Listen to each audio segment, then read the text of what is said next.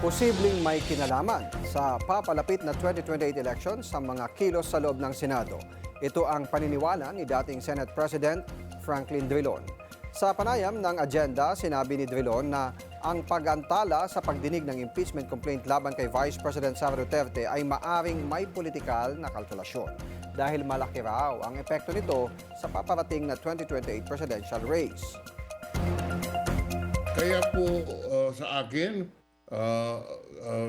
logically as a part of the campaign strategy, dinilay po or naghanap ng paraan para hindi agad madinig at hindi nga nadinig dahil ang impeachment dahil sa sabi ng Supreme Court.